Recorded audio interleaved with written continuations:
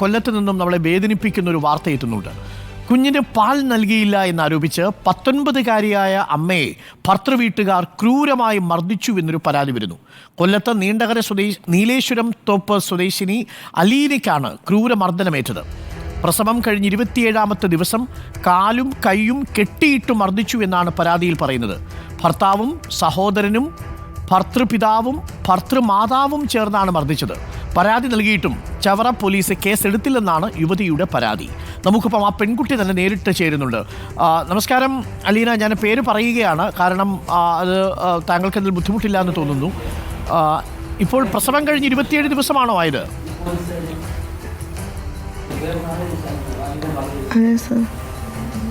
അലീന ഇപ്പോൾ എവിടെയാ ഉള്ളത്? ഞാൻ എൻ്റെ വീട്ടില്. അലീനയുടെ സ്വദേശം ഇവിടെ നീണ്ടകരയാണല്ലേ? അതെ സാർ. അലീനയുടെ ഹസ്ബൻഡിന്റെ വീട് എവിടെയാ? ചീലാന്തിമുക്ക്, നീണ്ടകര തന്നെ സാർ. കല്യാണം കഴിഞ്ഞിട്ട് ഇപ്പം എത്ര കാലമായി? അടുത്ത മാസം 20-ാം തീയതി ആകുമ്പോൾ 1 വർഷമാവും. 1 വർഷമാവും. കുഞ്ഞു പറഞ്ഞിട്ടിപ്പോൾ 1 മാസം ആവുന്നതേ ഉള്ളൂ അല്ലേ? മോനോ മോളോ? മോള് സാർ. മോളിപ്പോൾ കൂടെ ഉണ്ടോ? അലീനയ്ക്കൊപ്പം ഉണ്ടോ? എൻ്റെ കൂടെ ഉണ്ട് സാർ. മോൾ എൻ്റെ കൂടെ ഉണ്ട്. എന്നാണ് ഈ സംഭവം നടക്കുന്നത് അലീന?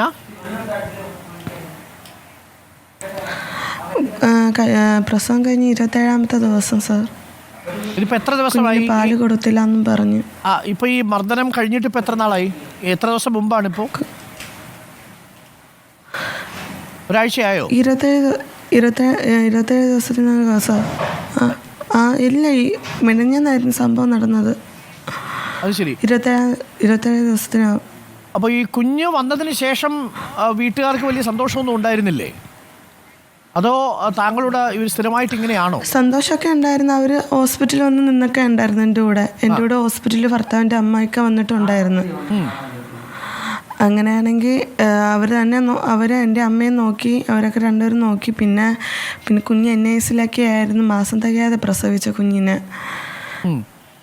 അങ്ങനെയാണെങ്കിൽ അവരൊക്കെ വന്ന് നോക്കിയത് നേരെ അവർ തന്നെ പറഞ്ഞത്, എൻ്റെ ഹസ്ബൻഡിൻ്റെ അച്ഛൻ തന്നെ പറഞ്ഞത്, മോളെ നേരെ വീട്ടിൽ വാ, ഞങ്ങൾ നോക്കിക്കോളാം, അമ്മയ്ക്കൊക്കെ കച്ചവടത്തിന് പോകണ്ടല്ലേ എന്ന്. അപ്പോൾ അവരുടെ വാക്കും വിശ്വസിച്ച് അവരുടെ കൂടെ ഞാൻ വീട്ടിൽ പോയി അവരൊക്കെ എന്നെ നോക്കിയിട്ടൊക്കെ ഉണ്ട്. പിന്നെ ഈ 27-ാം ദിവസത്തിന് അന്ന് അവർ പറഞ്ഞത്, ഞാൻ കുഞ്ഞിന് വയറ് നിറച്ചും പാല് കൊടുത്തിട്ട് ഞാൻ ചേട്ടത്തിയുടെ റൂമിൽ കുഞ്ഞിനെ കടത്തി ഞാൻ എൻ്റെ റൂമിൽ പോയി കിടന്നതാണ്. അപ്പോൾ അവർ പറഞ്ഞ് വാതിലുറക്ക്.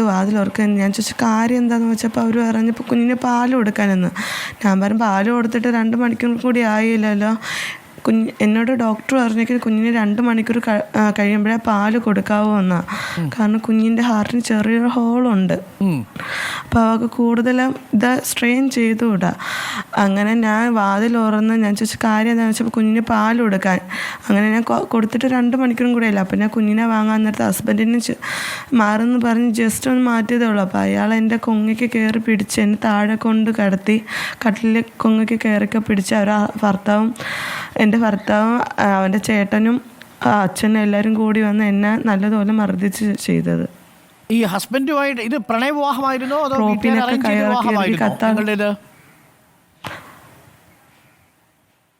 പ്രണയവിവാഹമായിരുന്നു? ഓക്കെ. പിന്നെ എനിക്ക് ഫിക്സ് വരുന്നതും കൂടിയാ. ഓക്കെ, എനിക്ക് മനസ്സിലായി. ഈ പ്രസവത്തിന് ശേഷം ഭർത്താവ് എങ്ങനെയായിരുന്നു? സ്നേഹത്തിൽ തന്നെ ആയിരുന്നില്ലേ? സ്നേഹമൊക്കെ ആയിരുന്നു. അവരുടെ ഹസ്ബൻഡൊക്കെ സ്നേഹിക്കായിരുന്നു. പക്ഷെ അന്ന് എന്ത് പറ്റിയെന്ന് എനിക്ക് അറിഞ്ഞൂടാ. ഓക്കെ, ഒരു നിമിഷം. നമ്മളോടൊപ്പം അലീനയുടെ ഹസ്ബൻഡ് കൂടി ഉണ്ട് കേട്ടോ. നമസ്കാരം ചേട്ടാ, എന്താ പേര്? മഹേഷ്. എന്താ സംഭവിച്ചതെന്ന്? നമ്മളുടെ വേദനയും വിഷമവും ഉണ്ടല്ലോ വൈഫിന്. അന്ന് ഒരു പ്രശ്നവുമില്ല. ഒരു പ്രശ്നവുമില്ലാതെ അവള് ഞാൻ കരിക്ക് വേണ്ടിച്ചോണ്ടിരുന്നേ. ഒരു കരിക്ക് വെട്ടിയിട്ടുണ്ടെന്നപ്പോൾ അവ പറഞ്ഞ് എന്നെ ഡാ മഹേഷ് എന്ന് വിളിച്ച്. അപ്പോൾ അമ്മ ചോദിച്ചു എന്തിനാ ഡാ എന്നൊക്കെ വിളിക്കുന്നതെന്ന് ചോദിച്ചു. എന്തിനാ അവനാ അങ്ങനെ ചേട്ടാന്നൊക്കെ വിളിച്ചാൽ പോരാ എന്ന് ചോദിച്ചതിന് അവള് പാല് കുടിച്ചുകൊണ്ടിരുന്ന എടുത്ത് എറിഞ്ഞിട്ടിട്ടു. അവള് പെരക്കകത്ത് റൂം അടച്ചിട്ട് പറഞ്ഞു കുറച്ച് കഴിഞ്ഞപ്പോൾ കുഞ്ഞെണീച്ചപ്പോൾ പറഞ്ഞ് പാലോട് അലീനയെന്ന് പറഞ്ഞപ്പം അവള് കൊച്ചിനെയും പേടിച്ചുകൊണ്ട് വന്ന് കൊച്ചിനെ എടുത്ത് കട്ടിലോട്ടിട്ട് അവിടെ ഹലോ കട്ടിലേക്ക് ഇടുകയാണോ ചെയ്തത്? കട്ടിലേക്ക് വെച്ചു? കട്ടിലേക്ക് ഇട്ട ചെയ്ത് അവള്. അവള് കട്ടിലേക്ക് ഇട്ട ചെയ്ത്. എന്നിട്ട് ഞാൻ എന്നെ അടിച്ച്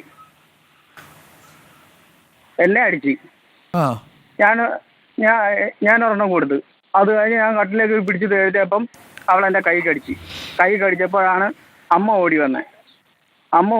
അമ്മയുടെ കുത്തിനെല്ലാം കൂടെ പൊങ്ങയ്ക്ക് എല്ലാം കൂടെ പിടിച്ചു വെച്ചിരുന്നത്.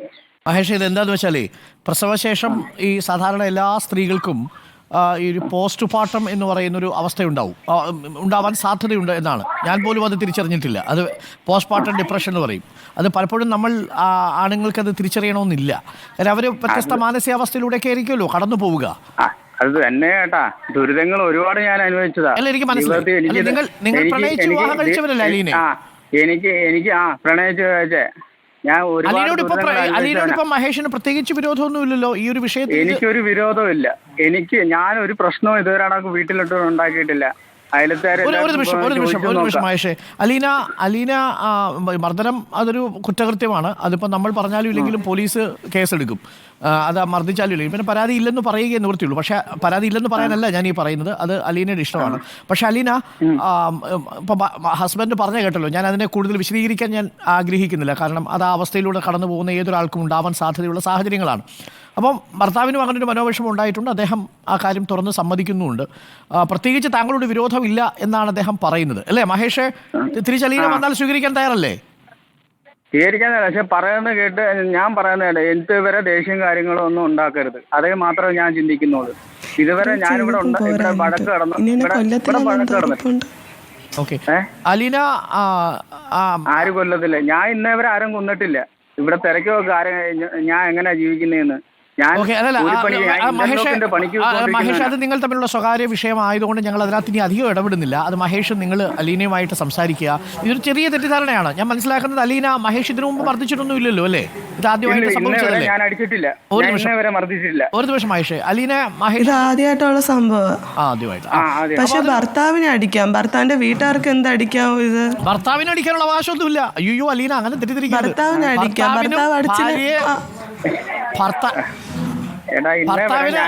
ഭർത്താവിന് അടിക്കാനുള്ള അവകാശമൊന്നുമില്ല കേട്ടോ അലീന. അത് മഹേഷും ആലോചിക്കണം. നമുക്ക് ആർക്കും ഒരാളെ അടിക്കാനുള്ള അവകാശമില്ല.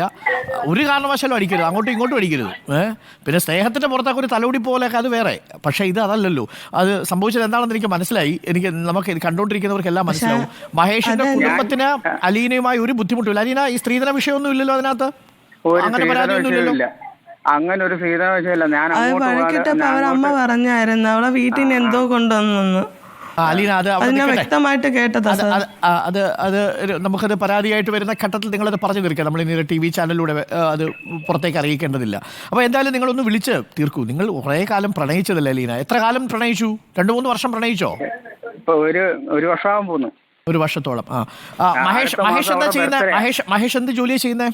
ഞാൻ ഇന്റർലോക്കിന്റെ പണിക്ക് പോകും. ഓക്കെ മഹേഷ്, സമാധാനമായിട്ട് പോകും. അലീനയൊക്കെ വിളിച്ച് എന്താ സംഭവിച്ചെന്നുള്ളത് നോക്കി പോലീസിലൊക്കെ പോയി എന്താണെന്ന് വെച്ചാൽ സംസാരിച്ച് അലീനയ്ക്ക് നിയമപരമായി നേരിടാനാണെങ്കിൽ തീർച്ചയായിട്ടും നിയമപരമായി തന്നെ അലീന നേരിടണം. അത് അലീനയുടെ മാത്രം അവകാശമാണ്. അതിലൊന്നും നമ്മൾ ഇടപെടാൻ കഴിയില്ല. അപ്പൊ മഹേഷ്, ഇനി ഒരിക്കലും അലീനയെന്നല്ല ഒരാളെ നമ്മൾ ഉപദ്രവിക്കരുത്. എത്ര പ്രകോപനം ഉണ്ടായെങ്കിലും കേട്ടോ. എന്റെ ചേട്ടാ, ഞാൻ ഇതല്ല, നമ്മള് കുഞ്ഞിന്റെ ഇതെല്ലാം വൈകാരികമായിട്ടുണ്ടാവുന്നതാണ്. മഹേഷ് വേണമെന്ന് വെച്ച് തല്ലിയതായിരിക്കണമെന്നില്ല. പക്ഷേ അല്ല, സമയത്തിന് പാൽ കൊടുക്കത്തില്ല, അവള് സമയത്തിന് ആഹാരം കഴിക്കത്തില്ല, സമയത്തിന് ജെന്നിയുടെ ഗുളിക ഉള്ളത്, അവള് ജെന്നിയുടെ ഗുളിക കഴിക്കത്തില്ല. ഇതെല്ലാം പറയുന്നതിന് അവള് മോന്തയും കാണിച്ചുകൊണ്ട് നടക്കാണ്. എനിക്ക് മനസ്സിലായി മഹേഷ്, ഇതിനെന്തോ പറയണം. അല്ല മഹേഷ്, ഇത് ഞാൻ നേരത്തെ പറഞ്ഞില്ലേ, നമ്മൾ ഈ പ്രസവശേഷമേ അത് ചിലർക്കൊന്നും മനസ്സിലാവണം എന്നില്ല. അങ്ങനെ ഒരു അവസ്ഥ ഉണ്ടാവും. നമുക്ക് ആ അവസ്ഥ മനസ്സിലാവില്ല, അതാ പ്രശ്നം. നമ്മൾ എത്രമാത്രം പറഞ്ഞില്ല. ഞാൻ എന്റെ കാര്യം കൂടി പറയുന്നത് കേട്ടോ മഹേഷ്. എനിക്കും ഇതേ അവസ്ഥയിലൂടെ നമ്മളൊക്കെ കടന്നു പോകും. അപ്പൊ നമുക്ക് ഇതെന്താ ഇത്ര വലിയ ബുദ്ധിമുട്ടാണോ? പക്ഷെ അങ്ങനല്ല. പെൺകുട്ടികളെ സംബന്ധിച്ച് പ്രസവം കഴിയുമ്പോൾ അവർ ആ ഒരു പോസ്റ്റ്മോർട്ടം ഡിപ്രഷന്റെ ഘട്ടങ്ങളിലൂടെ പോകും. ഇതെനിക്ക് അനുഭവിച്ചുകൊണ്ടാണ് ഞാൻ ഈ പറയുന്നത്. നമ്മൾ അല്ലാത്തതുകൊണ്ട് അവർക്ക് ഒരുപാട് ബുദ്ധിമുട്ടുണ്ടാവുകയും ചെയ്യും കേട്ടോ. അപ്പൊ അത് മഹേഷ് അലീനെ ഒന്ന് വിളിക്കുക. അവള് വഴക്കുണ്ടാക്കുമ്പോ ഞാൻ മാറി നിൽക്കത്തേ ഉള്ളൂ. അത് കഴിയുമ്പോ മാറും. അത് അലീനയ്ക്ക് ഇപ്പോഴും മഹേഷിന് ഇഷ്ടമല്ലേ അലീന?